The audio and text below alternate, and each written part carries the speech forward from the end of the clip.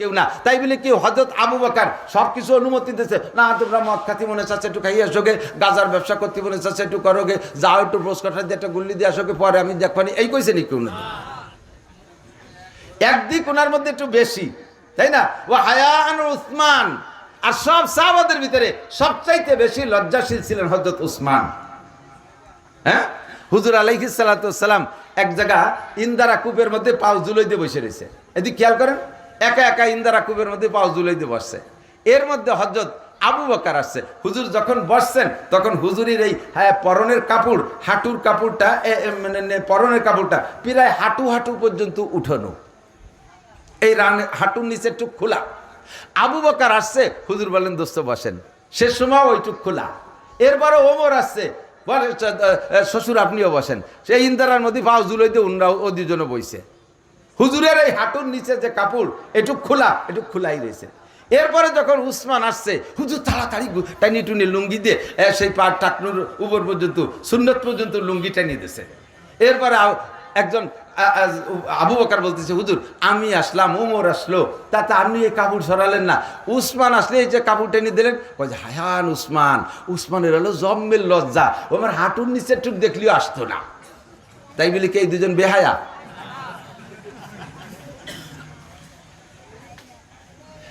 একটা দিক দিয়ে হযরত উসমান এক দিক দিয়ে আগায় গেছে, হুজুর তাই বলতেছেন, তাই না? ও আকদাহুম আলী, আর সবচাইতে ন্যায় বিচার, বিচার বুদ্ধিতে আল্লাহ তাআলা আলীকে সবচাইতে বেশি বানাইতেছে। বিচার বুদ্ধি সবচাইতে বেশি কার? আলী। আল্লাহু আকবার। হযরত আলীর কাছে একবার মামলা আইছে। আল্লাহ, দুইজনে দুই দোস্ত একসাথে রাস্তা দিয়ে সফরে যাচ্ছে, বলবো নাকি? বিচার করেন যারা, তারা তাদের জন্য খুব উপকারী হতে পারে। একটু খেয়াল করেন, মাতুব্বার তো আছেন প্রায়, আর কমপক্ষে ঘরের মাতুব্বার তো সবাই, কুল্লুকুম রাইন, বাড়ির মধ্যেই তো মাতুব্বারি ওরা লাগে, বাইরে আপনার কেউ ফাঁসপায়ের দাম না দিলেও বউ সালমে তো দেওয়া লাগে দাম। কাজেই বিচার শিখে রাখতে হবে, বহুত উল্টোপাল্টা বিচার আপনারাও করেন। তো দুইজন আইসে হযরত আলীর কাছে। আলীর কাছে খেয়াল করেন, হযরত আলী দুইজনের রাস্তায় দিয়ে হাঁটতেছে, তো দুইজনের ব্যাগে খাবার আছে, তো দুইজনে খানা খাবে বলে দস্তারখান বিছাইয়া দুইজনের ব্যাগের থেকে, একজনের ব্যাগের থেকে 2টা রুটি বের করছে, আর একজনের ব্যাগের থেকে 3 রুটি বের করছে। খেয়াল করছেন? দুইজনে কয় রুটি? 5 রুটি বের করছে। এখন এই 5 রুটি খাবে দুইজনে, কিভাবে খাবে? দুইটা খাইয়ে পরের ডায় অর্ধেক ভাগ করে নেবে। তা না করিয়া উনরা দুইজনে 5 রুটিরে, এক রুটিরে 3 ভাগ করছে, তে পাশা 15 টুকরো করছে। কয় টুকরা? 15 টুকরা করছে। এই 15 টুকরো করছে কেন? আগের সিস্টেম ছিল যে 2 রুটি খেয়ে 1 রুটি ভাগ করে খাবে। এর মধ্যে তৃতীয় আর একজন মেহমান এসে উপস্থিত হয়েছে। এখন চিন্তা হলো 3 জনে খাতি গেলি পরে 5 রুটিরে 3 ভাগ করবো কিভাবে? তা তো অসুবিধা হয় না। তাহলে এক রুটিরে 3 টুকরা করি, তে বাসা 15 টুকরা, 5 টুকরা করে 3 জনে খাবো। এই 3 রুটিরে তে বাসা 15 টুকরা করে বসে 3 জনে খাইছে, 5 টুকরা করে খাইছে। খাওয়ার পরে ওই লোকটা 5টা টাকা ওনাকে হাত দিয়ে দিয়েছে, দস্তারখানের পর তুইছে যে দোস্ত আমি উপযুক্ত সময় খাবার পাইছি, বিনিময় না, আমি খুশি হইয়া 5টা টাকা দিলাম। এই 5 টাকা দেওয়ার পরে উনি চলে গেছে। এখন এই দুইজনে 5টা ভাগ করবে কি? 5টা তার টুকরো টুকরোরা যায় না। এখন 3 রুটি এলাকায় ইনসাফি বন্টন, আমি রুটি বের করছি 3 খেন, আমি পাবো 3 টাকা, আর তুমি ব্যাগেতে বেরোইছো 2 খেন রুটি, তুমি পাবা 2 টাকা। আর ওর দাবি যে সমান সমান ভাগ হবে, 2.5 টাকা করে ভাগ হবে। আর ওর দাবি কি? যে একসাথে খানা খাইতে বসছি, সব তো মিশাই টিশাই রয়েছি, মেহমানদারি 2 জনের চাইতে সে খাইছে, কাজেই আমি ওই মেহমানদারির অর্ধেক ভাগ পাবো, তুমি অর্ধেক পাবা। আর ও কাজে না, তা হবে না, রুটি যার যে কটা সেটা সেই কটা পাবে। এই নিয়ে গ্যাঞ্জাম মেটে না, দুইজন হযরত আলীর কাছে গেছে। তো হযরত আলীর কাছে গেলে হযরত আলী রাদিয়াল্লাহু তাআলা বলছে, বেটা তোমারে কয়টা দিতে চাইছে? কয় 2 টাকা। নিয়ে সরিয়ে পড়ো, তাহলে লাভ হবে না। কয় যে হুজুর আপনিও সেই উল্টো বিচার করলেন, মেহমানদারি করছি, একসাথে দস্তারখানে রুটি তুচি ভাগ করে কেনা কয়েন খাইছে, ও সে লোক 5 খান খালিও, আমার হেনতে তো 5 খান খাতি পারে। এখন হযরত আলী বলতেছে, তাতে যদি তোমার তৃপ্তি না হয় তাহলে ইনসাফি ভাগ করবো। বলে করেন। কয় তোমরা কয়খান রুটি ছিল? কয় 5 খান। টুকরা বানাইছো কয়টা? কয় 15টা। কেডা কয়খান খাইছো? কয় আমি 5 খান, সে মেহমান 5 খান, উনি 5 খান। এবার হযরত আলী বলতেছেন যে তোমার রুটি কয়টা?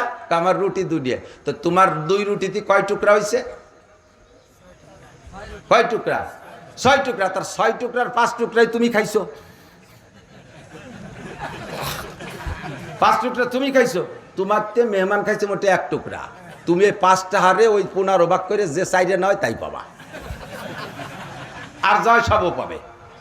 কতক্ষণ ঠিক কিনা? এখন ওই লোক ওই ছোটবেলা চাড়া খেলতাম, মনে আছে নি? চাড়া খেলা, হ্যাঁ, এই যে দেতলি লাঠি দিয়ে এরকম ফিয়ে মারতাম, 1 বিঘেতের মধ্যে ফেলাতে পারলি এবার 10 আঠি 15 আঠি 20 আঠি, মনে আছে নাকি? যদি এই চাড়া ফিকে মারার পরে বেকায়দায় জায়গায় যে পড়ে, তাহলে ওই দ্বিতীয় জন যে ফেঁকবে সে খোটের মধ্যে তুইও কয় তুই ফিরিয়ে আয়, আমি ফেঁকবো না, তুই ফিরিয়ে আয়। যখন দেখছে যে আম টাকা চাইরে না ভাগে পাচ্ছে, ওই লোক হুজুর তাহলে আগের বিচারিও। আল্লাহ রসুল বলেন ওয়াকদাহুম আলী, আমার আলীকে আল্লাহ তাআলা বিচার বুদ্ধি সবচেয়ে বেশি দিয়েছিলেন। হযরত ওমর রাদিয়াল্লাহু তাআলা যখন খলিফাতুল মুসলিমিন এজলাসে বসা, বিচার উনি অনেক বিচার টিচার করতেছেন, সংসদে বসা, এর ভিতরে একটা মহিলা সারা গায়ে রক্তাক্ত, রক্তে তারবাতার, নিচের টুক রক্তে ভিজা, সবে মাত্র একটা বাচ্চা ডেলিভারি দিয়েছে, সেই ডেলিভারির রক্তে নিচের কাপড় ভিজা, উপরের টুক ভিজে গেছে রক্তে, স্বামীতে পিটাইছে, এমন পিটান আহত করে ফেলাইছে, নিচের রক্ত মারির রক্ত দিয়ে সারা গার লাল হয়ে গেছে। এই মহিলা ওই অবস্থায় মায়ের খেয়ে দৌড়তি হযরত ওমরের ওখানে আসছে। পিছনে বিশাল এক জুয়ান হাতে পাথর নিয়ে লাঠি একটা নিয়ে দাওয়াতি আসছে। যখন হযরত ওমরের কাছে চলে আসছে, এসে দেখে তার বউ ওই জায়গা, এখন তার মারতে পারে না, খলিফাতুল মুসলিমের সামনে কিভাবে মারবে? তাই সে বলতেছে, হযরত ওমর জিজ্ঞাসা, এই তোমরা কে? তখন ওই লোক বলতেছে, হুজুর হাজি যাও জাতি, এটা আমার স্ত্রী, ওহিয়া জানিয়া, এটা ব্যভিচারিণী, এটা আমার স্ত্রী, ওটা ব্যভিচারিণী। কিভাবে বুঝলে? ওর আমার সাথে বিয়ে হয়েছে 6 মাস আগে, মাত্র 6 মাস। এই 6 মাসের মাথায় আজকে মাত্র 6 মাস পড়ছে, ও একটা বাচ্চা ডেলিভারি দিয়েছে।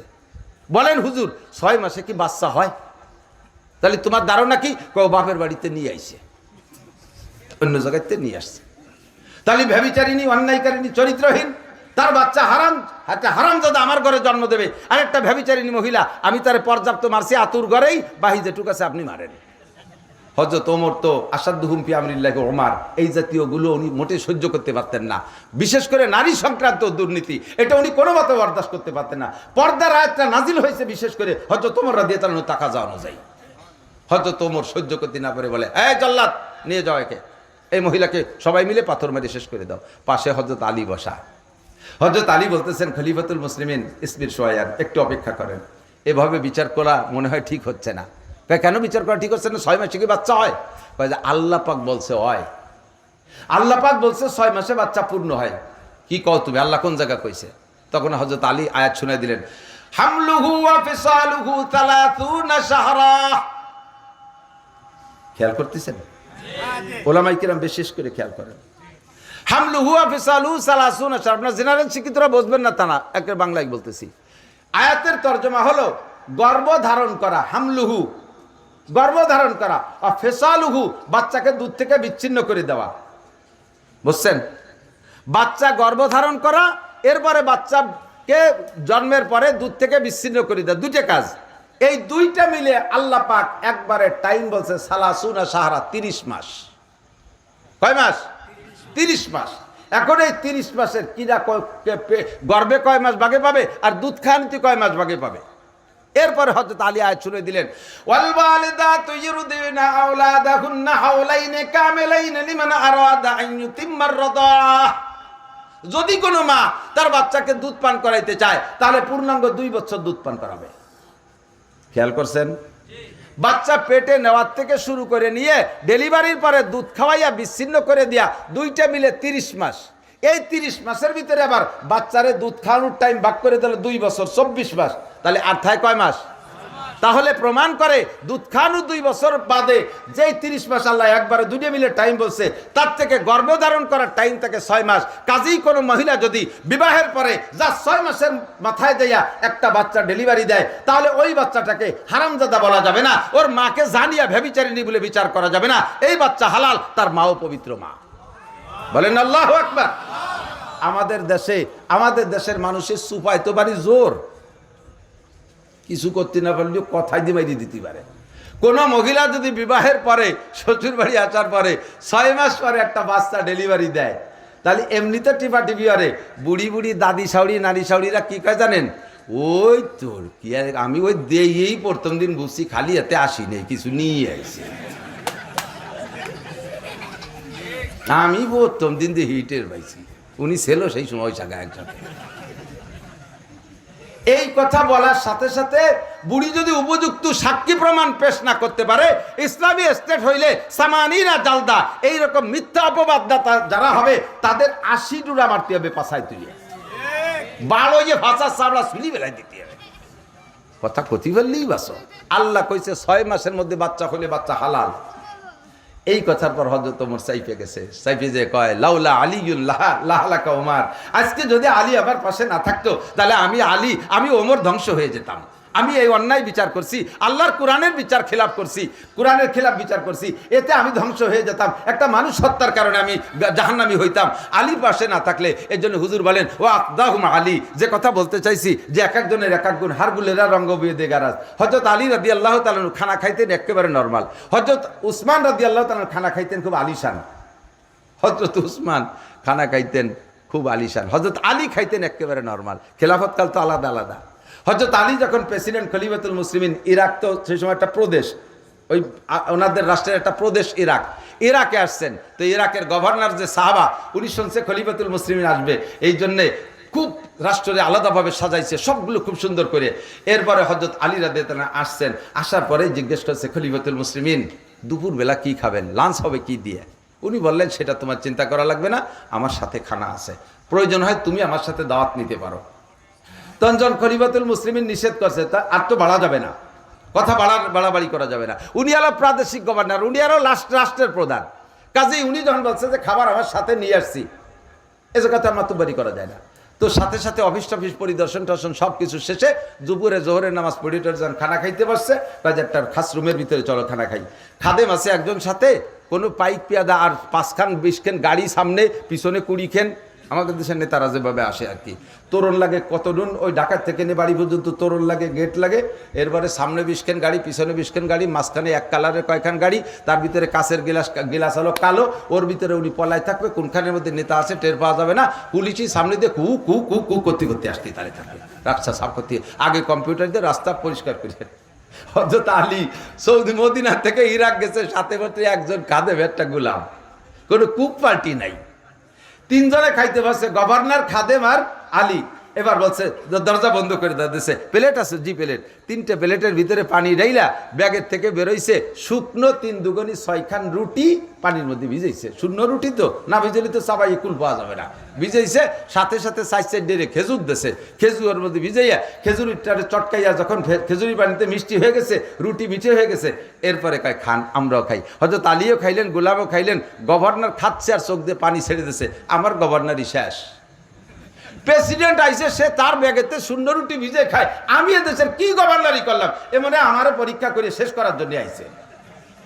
তো এবার গভর্নর খাচ্ছে আর কাঁদতেছে, খলিফাতুল মুসলিমিন আপনি এমন লজ্জা দিলেন, এমন কষ্ট, আপনি কষ্ট পাইলে আমি তার চেয়ে বেশি পাচ্ছি।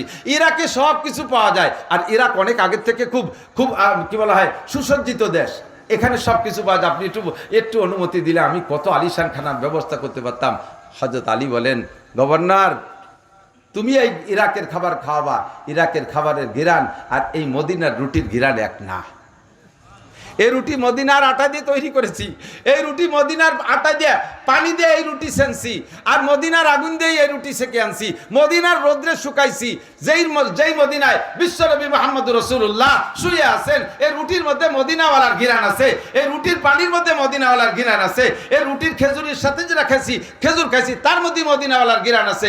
তোমার ইরাকের খাবারের ভিতরে ওই ঘিরান নাই, কাজে আমার শুকনো রুটিতে যে মজা, তোমার ইরাকের খানার মধ্যে আমি সে মজা পাবো না।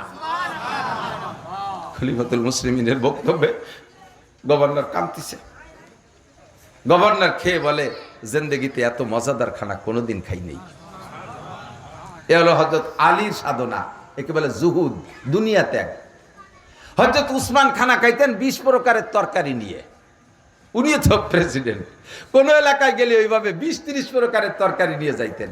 কেউ জিজ্ঞেস করলো যে আপনার আগে ওমর, তার পোশাকের অবস্থা এমন ছিল যে সিরা জামা গাইতে মসজিদে নববীতে খলিফাতুল মুসলিমিন, সামনে 6 খান তালি, পিছনে 6 খান তালি, কোনো তালি চামড়া দিয়ে দেওয়া, কোনো তালি সিরা নেকড়া দিয়ে দেওয়া, এই জামা গাইতে খলিফাতুল মুসলিমিন নামাজ পড়ে, আর আপনি উসমান সেই স্থানে তার 3 নম্বর স্থানে বসলেন, আর আপনি এত খানা খান, ঘটনা কি? হযরত উসমান বলে যে খাই নেই সেটা তার ব্যাপার, যে সিরা জামা পরছে সেটা তার ব্যাপার, আমি সিরা জামাও ভরতে পারবো না, আমি না খাইও থাকতে পারবো না।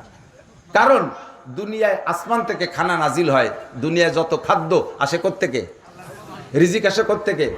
আসমান থেকে। কুরআন শরীফের আয়াত, অফিস সামাই রিজকুকুম ওয়া মা তুআদুন,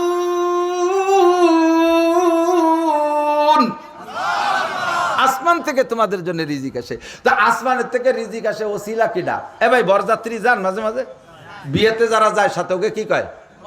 বরযাত্রী না? 500 লোক বরযাত্রী গেছেন, বর যাই নেই সাথে, গেট দিয়ে ঢুকতে দেবে, খাতি দেবে। আবার ওই জায়গার একজনের বিয়ে, তার বিয়ের যাত্রী সবাই রেডি হয়েছে, ও সেই সময় পাট কাটা কাশি একখান বগলে দিয়ে মাঠের দিক যায়। তোর আলো বিয়ে, তা আমরা চাচ্ছি তুই যাবি না? কয় না, আমার পাট কাটতে হবে, মাঝে বাইরে নিয়ে যাও। ওর পাট কাটতে হবে, মাঝে বাইরে নিয়ে যাও। তো ওরে বাদ দে, মাঝে বাই না, মাঝে বার বাপ রে নিলেও মাইয়ে দেবে, এই কজনে ঢুকতে দেবে, খাতি দেবে। তাহলে 500 লোকের জন্য গরু রান্না করছে, বড় এক গরু জবৈদের রান্না করছে, ওসিলাকে আল্লাহ। সব জায়গায় আল্লাহ ক্ষতি করতে, এ জায়গাও আল্লাহ নেই, আল্লাহ তো পরিবেশক। এই ওসিলা বর না, ওসিলা বোঝো, কার ওসিলায় খায়? কার দোহাইতে? বরের দোহাইতে না। তো এজন্য বরের ব্যবস্থা বেশি থাকে না যাত্রীদের ব্যবস্থা বেশি থাকে?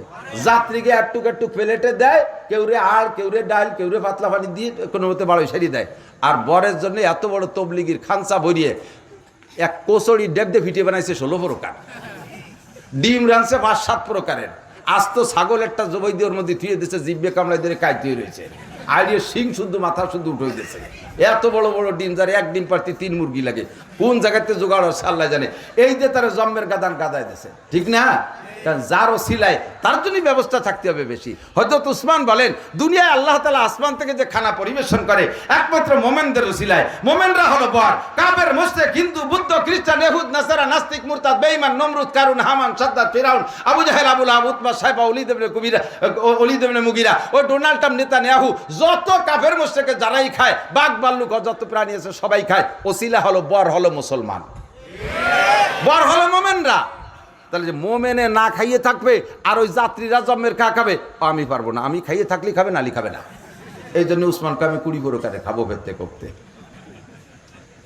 আমিও কিন্তু ওনার দলে এই দিক দিয়ে, আমি এই দিক দিয়ে ওনার দলে, আমি খাবো না, কামাই আরবো, আর বেটারা থুয়ে চলে যাবে। আর বহুত ভালো ভালো মানুষ আছে বুদ্ধিমান, 10-20 বিঘে জমি বানায়, গামছা পাশার ভিতরে মোড়াই দিয়ে কাম করি, জীবন জান্তর পরিশ্রম করে কামাই করে 20 বিঘে জমি বানাই থুয়ে যায়। বাজারে যে ভালো একটা মাছ কিনে খায় না, জীবনে একটা দামি লুঙ্গি কিনে ভরে না, খালি খোঁজে যে জামাই করে পুরন লুঙ্গি থুয়ে গেছে নাকি। কতক্ষণ কামাই করলে খাইলে না। শেখ সাদি রহমতুল্লাহ আলাইহি বলেন, নেকবাক তাকে খোর্দ কেশ, বদবাক তাকে মুর্দ হেশ। কপাল পুরা সে যে জীবন পরিশ্রম করে, জান্তর পরিশ্রম করে কামাই করে থুয়ে গেল, খালো না, আখিরাতের জন্য পাঠাই গেল না, ওই লোকটা কপাল পোড়া। আর নেকবক্ত ওই ব্যক্তি যে কামাই করছে, আগে নিজের কলিজারে দেশে পরাণ ভরে খাবো, টাকা হয়েছে একটা দামি গাড়ি কিনে চলবো, টাকা হয়েছে আমি 1000-1200-1500 টাকা দামের লুঙ্গি কিনবো, আমার টাকা হয়েছে আমি দামি পাতলা কাপড়ের পোশাক পরবো, যতক্ষণ পর্যন্ত শরীয়তে জায়েজ আছে এতক্ষণ পর্যন্ত আমি করবো। কথা বলেন ঠিক না? টাকা হয়েছে দামি খাটে শোবো, টাকা হয়েছে তাই আমি দামি বিল্ডিং বানাবো, টাকা হয়েছে তাই আমি এসি লাগাবো, কোনো দোষ নাই। আপনি সবগুলো ব্যবহার করেন, আল্লাহর দেয়া নিয়ামত ব্যবহার করে বলবেন আলহামদুলিল্লাহ, আল্লাহ আমার আব্বা তাল পাখা বড়ই মরছে, আমি সে জায়গায় এসি পাইছি, সবই তোমার দান, আলহামদুলিল্লাহ। বাস এসির শুকর আদায় হয়ে গেল, বিল পরিশোধ হয়ে গেল, বিল দিয়ে দিয়েছেন, আর পরকালে যে ধরা খাবেন না। আর এদিকে খাইও গেলেন না, সব থিয়ে গেলেন, ছেলে মেয়েরা কুত্তো কামড়া কামড়ি হলো, লাগিয়ে গেল। এরপরে যে কবর রে বড় সন্তান বুড়ো, তুই ঠিক আজকে ইন্ডিয়া আজকে কয়বার মাথা ফাটাফাটি। কথা কন না কেন? কামাই করবেন, খাবেন, ভালো পড়বেন, ভালো পোশাকে, ভালো ঘর বানায় ব্যবহার করবেন, ঘরবাড়ি সুন্দর করবেন তৌফিক থাকলে, আর তার ভিতরে থেকে দান করবেন, খয়রাত করবেন আল্লাহর রাস্তায়। এই দুনিয়া দিয়ে আখেরাত কামাই করতে হয়, কথা কান ঠিক না? দুনিয়া দিয়ে আখেরাত কামাই করতে হবে। দুনিয়া হলো মাজরাতুল আখেরা। এখানে থেকে আপনারা যারা চাকরি করেন, সরকারি চাকরি, আমার দিক থাকেন, সরকারি চাকরি করে আছে না, সরকারি চাকরিজীবী বাইরে আছেন, 30,000 টাকা 50,000 টাকা বেতন পাচ্ছেন। যতদিন বেতন পাচ্ছেন, আপনি অবৈধ টাকার আশ্রয় না নিলে, আপনি নির্দিষ্ট বেতন দিয়ে, আমার বিশ্বাস, খেয়াল করে না, শুধুমাত্র হালাল বেতনের টাকা দিয়া এই বাংলার জমিনে 1 ইঞ্চি জমিও আপনি কিনতে পারবেন না। ছেলে মেয়ে বউ বাচ্চা নিয়ে, রোগ ব্যাধি, ছেলে মেয়ে লেখাপড়া, মা বাপ ভাই বোন পাইলি ভুষিয়ে 1 লাখ টাকা যে বেতন পায়, তারও তাতে 1 পয়সাও ডানি থাকবে না। অথচ আমাদের দেশের যারা চাকরি বাকরি করে, তারা তো ডানি বামে কিচ্ছুই করে না। হ্যাঁ, অফিসের পিয়ন ঢাকায় 7 তলা বাড়ি করছে, সুবহানাল্লাহ। বড় বড় লেডারকে ফাঁসে যারা ছিল, তারাও বলে চোখা লাগে সামনেতে টাকা নিয়ে কানাডারে বাড়ি বানাই দিছে। কানাডা আছে না, দেশের নাম কানাডা। আমাকে চোখালারা টাকা বাইনে কানাডারে বিল্ডিং বানাই দেয় টাকা দিয়ে। একে বেতন কয় কোটি টাকা, ওকে আলাদা একটা অ্যাকাউন্ট আছে, আল্লাহ আসমান থেকে পাঠায় দেয়, ঠিক না? হালাল টাকা দিয়ে যদি চলতে হয়, তাহলে 1 ইঞ্চি জমিও চাকরি জীবনে করা সম্ভব না। ছেলে মেয়ে বউ বাচ্চা নিয়ে দ্রব্যমূল্য যা, 30,000 টাকার লোক 30,000 টাকা পরিমাণ খরচ করবে, 50,000 টাকা বেতন লোক 50,000 টাকা পরিমাণ, 1 লাখ টাকা বেতন হলে 1 লাখ টাকা পরিমাণ, এভাবে সে খরচ করবে। এভাবে আপনি জীবন ভরে চাকরি করতেছেন, বেতনের টাকা দিয়ে সংসার চলছে, ডানি 1 টাকাও নেই, আবার সতর্কতার সাথে চলছে, দিনাও হন নাই।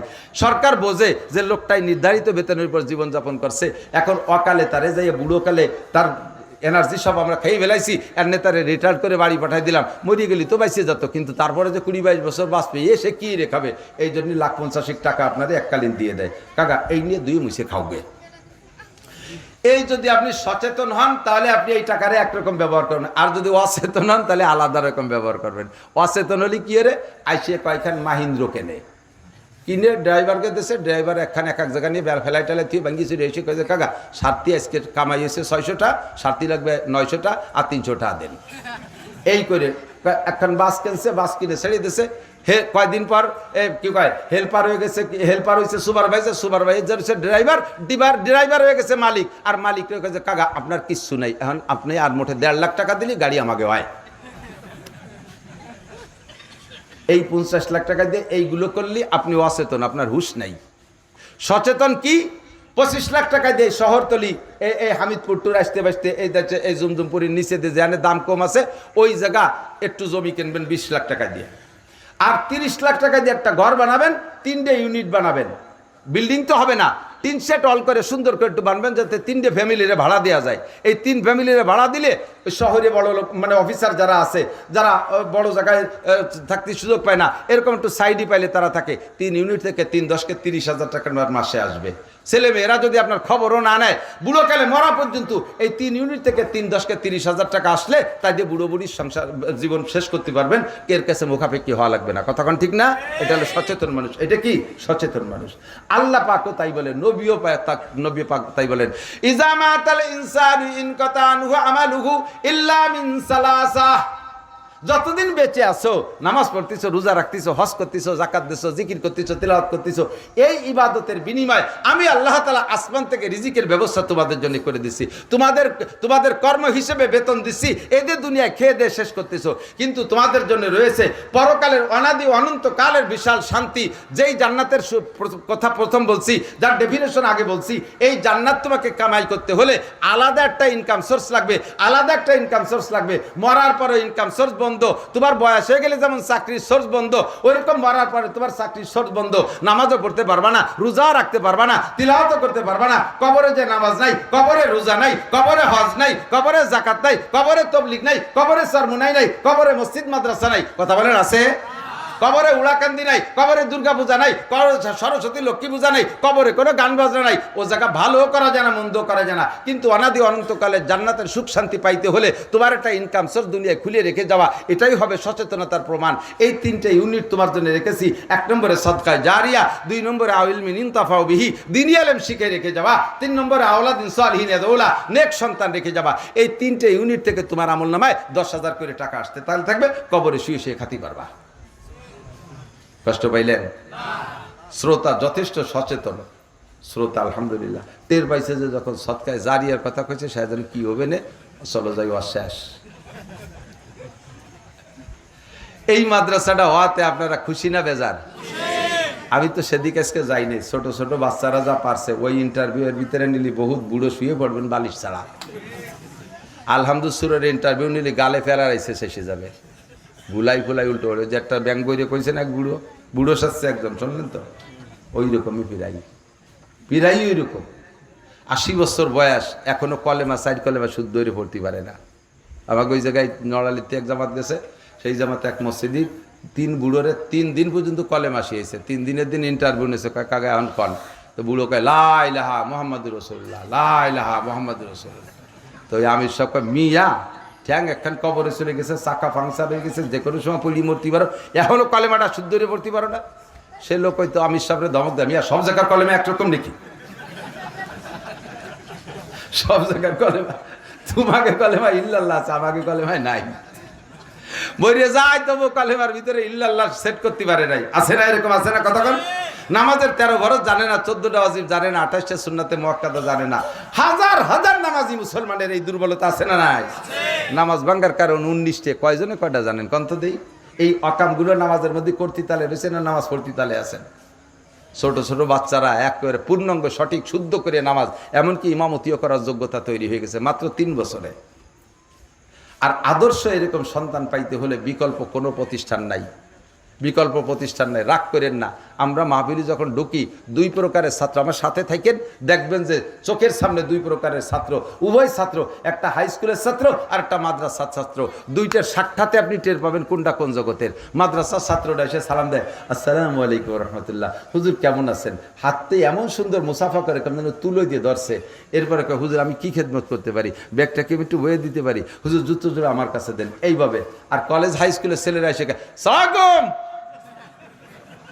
সালামের সুরই আলাদা, কেমন যেন বোমা মেরে দিতেছে এই রাকের থেকে। এরপরে হুজুর এটি হ্যান্ডশেক করতাম, হ্যান্ডশেক করবো, হাত দিছি ধরিয়ে খোট্টান দিয়েছে, গুড়াইতে খুলে গেছে। সবগুলো পার্থক্য বোঝা যায়। এই আদব আর আদর্শ এই জায়গা যেমন প্রশিক্ষণ হয়, জগতে আর কোথাও হয় না। কথাক্ষণ ঠিক না? আমার বিশ্বাস কখনো শোনেন নাই, কখনো শোনেন নাই যে মাদ্রাসার ছাত্ররা উস্তাদরে পিটাইছে, এটা শোনেন নাই। কিন্তু হাজারো শুনেছেন স্কুল কলেজের ছাত্ররা তার শিক্ষককে পিটাইছে। শুনছেন কি শোনেন নাই? পার্থক্য এটাই, পার্থক্য এটাই, আর তেমন কিছু না।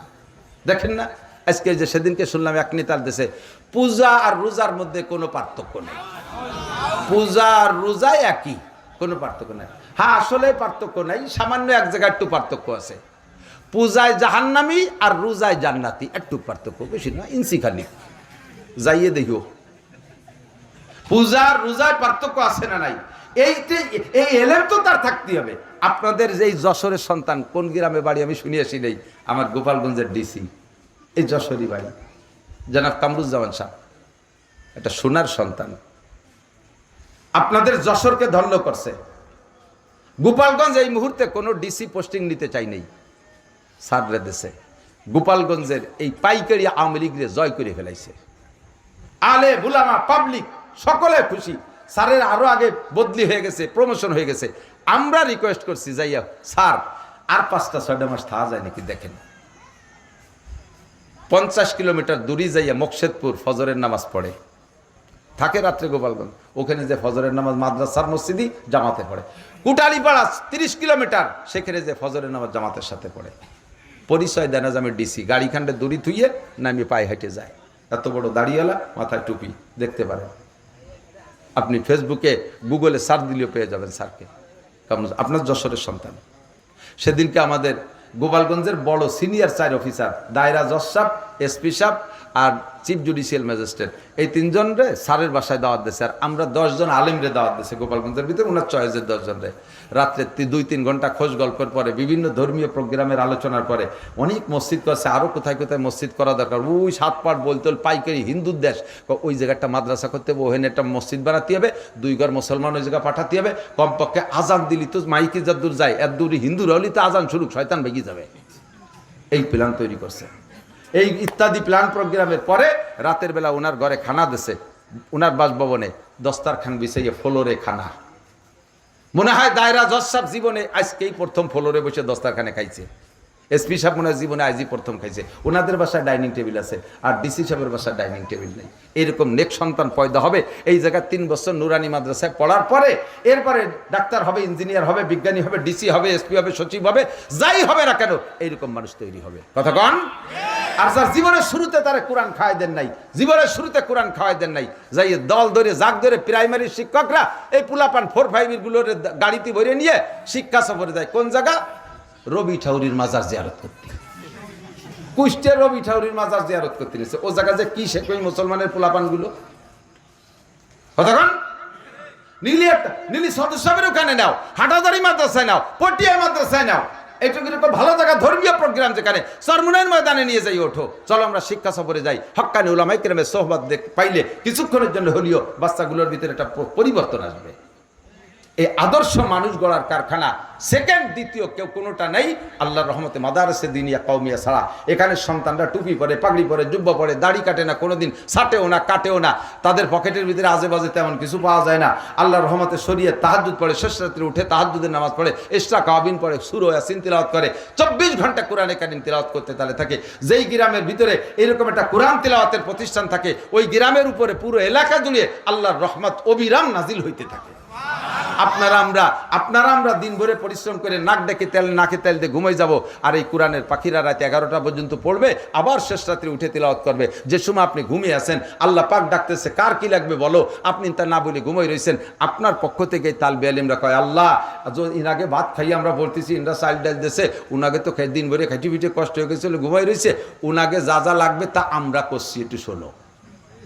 এই তালবে আলিমরা আপনাদের পক্ষ থেকে আল্লাহকে জানায় দেয়, আর আল্লাহ পাক সেই ওসিলায় ওই এলাকায় আযাব, গজব, বালা, মুসিবত, ঝড় তুফান, বড় ধরনের কোনো মহামারী মাদ্রাসাওয়ালা এলাকায় আসে না।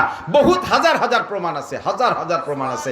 যে এলাকায় কওমি মাদ্রাসা আছে, কোরআন তিলাওয়াত হয়, হেফজখানা আছে, ওই এলাকায় এই জাতীয় বড় ঝড় তুফান, বন্যা প্লাবনও খুব একটা হয় না আল্লাহর রহমতে। এর ওসিলায় কাজেই এই প্রতিষ্ঠানের দরকার আছে না নাই? একটু বলেন আছে? কারা কারা পক্ষে একটু আল্লাহকে হাত দেখাবেন? যারা হাত দেখাবেন না বুঝবো যে তারা বিপক্ষের লোক, মোদির দলের লোক। আল্লাহ কবুল করুক। বিপক্ষের লোক আমি বাছাই করে ফেলতে পারবো। মোনাজাতের আগে যারা আটা দেবে বুঝবো যে ওই কজন বিপক্ষের লোক। আটা দিলে আমি দেখে দেবো যে ওই যে ট্যাম্পের দলের একজন যায়, ওই যে নেতা, ওই যে মোদির দলের লোক যায়, ডাইয়ে দেওয়া সারা বছর খেপাবে ওই কজন, সবাই খেপাবেন তারে। কিছু না দিলেও বসে থাকবেন। সবচাইতে দুনিয়ার সবচাইতে দামি ঘর, শ্রেষ্ঠ ঘর আল্লাহর ঘর মসজিদ, ঠিক না? ইন্না আউয়ালা বাইতি উদিয়া লিন্নাস লাল্লাযী বিবাক্কাতা মুবারাকা ওয়া হুদাল লিল আলামিন। আল্লাহ তাআলা জগতে সর্বপ্রথম ঘর, সংসদ ভবন বানানোর আগে, সারা দুনিয়ার মানুষের জন্য কোনো ঘর বানানোর আগে আদম আলাইহিস সালামরে দুনিয়ায় পাঠাইছে। তার এখন ঘরের দরকার হবে না? সে ঘরও আল্লাহ বানাই নেই। আদমরে দুনিয়ায় পাঠানোর 50,000 বছর আগে আল্লাহ কাবা ঘর তৈরি করছে ফেরেশতার মাধ্যমে। কাবা ঘর বানানোর 40 বছর পরে আল্লাহ ফেরেশতার মাধ্যমে বাইতুল মুকাদ্দাস বানাইছে, যেটা ইসরাইল জেরুজালেম দখল করে রাখছে জালেমরা। আল্লাহ এরপরে কাবা ঘরের ব্রাঞ্চ অফিস, সারা পৃথিবী যত মসজিদ আছে কাবা ঘর হেড অফিস। এই ব্রাঞ্চ অফিসগুলো সবগুলোর মাথা কাবার দিক, পশ্চিম দিক না, কাবার দিক। কোন দিক? আমি সব দিক ফিরে নামাজ পড়ছি, পশ্চিম দিক, পূব দিক, উত্তর দিক, কোনাকুনি দিক, সব দিক ফিরে নামাজ পড়ছি। কারণ কাবার চত্বরে যে নামাজ পড়ছি, যেখানে জায়গা পাইছি সেখানে কোনোদিন কোনাকুনি দিক, কোনোদিন উত্তর দিক, কোনোদিন দক্ষিণ দিক ইত্যাদি ঘুরে ঘুরে নামাজ পড়ছি।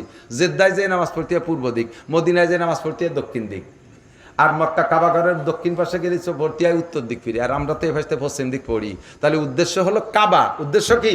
কাবা, কেবলা। আর এই কেবলার দিকে সমস্ত মসজিদে দুনিয়ার যে মসজিদের সাথে যার সম্পর্ক থাকবে, ওই মসজিদে কিয়ামতে মুসল্লিদেরকে সম্পর্ক আলাকে কাবা ঘরের কাছে পৌঁছে দেবে। আর কাবা ঘর আল্লাহর আরশ বরাবর, কাবা ঘরের কাছে যারা যাইতে পারবে তাদেরকে কাবা ঘর সুপারিশ করিয়া বাইতুল মামুর ফেরেশতাদের মসজিদ আছে 7 আসমানের উপরে, ওখানে পৌঁছায় দেবে। ফেরেশতাদের মসজিদের ওখান থেকে তাদেরকে সিদরাতুল মুনতার কাছে পৌঁছায় দেবে। সিদরাতুল মুনতার কাছে যারা যাবে তারা আল্লাহ পাকের আরশের নিচে জায়গা পেয়ে যাবে।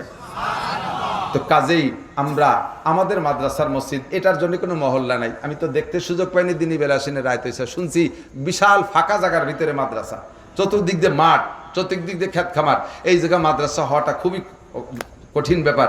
আল্লাহ পাক করলে কোনো কঠিন না, হয়েই গেছে। এখন এদের নিজস্ব কোনো মহল্লা নাই, মাদ্রাসার ছাত্ররা এখানে নামাজ পড়বে। আপনারা দূর দারাজ থেকে যে যেখান থেকে আসছেন আল্লাহর ঘর মসজিদের খেদমতের জন্য, আল্লাহর ঘর মসজিদের খেদমতের জন্য আজকে এখনই না, আপনি একটু নিয়ত করেন। এই যে পিলারগুলো দাঁড়ায় রয়েছে ওর গায়ে কি বলে ওয়াল দিতে হবে, উপরে ছাদ দিতে হবে, পিকেট লাগবে, ইট লাগবে, রড লাগবে, সিমেন্ট লাগবে, বালি লাগবে। আমার মাদ্রাসা মসজিদের কাজ অর্ধেকখানি করছি সেদিন, 3000 স্কোয়ার ফিটে অর্ধেক হয়েছে, বাকিটা সামনে রয়ে গেছে। এতে কি খরচ লাগে আমি জানি, কি খরচ লাগে সব আমি জানি। কোনো ইঞ্জিনিয়ার লাগবে না, কথায় কতটুক লাগবে সব আমি হিসেব করে দিতে পারি। বিল্ডিং করতে করতে এই অভিজ্ঞতা হয়ে গেছে। আমরা আপনারা মহব্বতের সাথে কোনো এক আল্লাহর বান্দা আছেন, সর্বপ্রথম আল্লাহর ঘর, এটা আল্লাহর ঘর, হুজুরকে ঘর না, রসুলেরও ঘর না, এটা কোনো পাবলিকের ঘর না, একমাত্র আল্লাহর ঘর। 1000 পিকেট 2000 পিকেট, এক গাড়ি পিকেট দেবেন, খোয়া দেবেন, এরকম কোন আল্লাহর বান্দা আছেন? 1000 পিকেটে 100 ফিট খোয়া হয়, 100 ফিট খোয়া হয়, 2000-এ 200 ফিট খোয়া হয়। এর দাম আপনাদের দিক কেমন জানি না, আমাদের ওদিক 10-11 হাজার টাকায় পাওয়া যায়। কত? নারায়ে তাকবীর। কি নাম শোনা, কি নাম? একটু লিখে তো রাখতে হবে, আজকে নাম বললে গুনাহ হবে না, নেকিও কমবে না। জনাব ভাই আব্দুস সামাদ 1000 পিকেট, বলেন আলহামদুলিল্লাহ।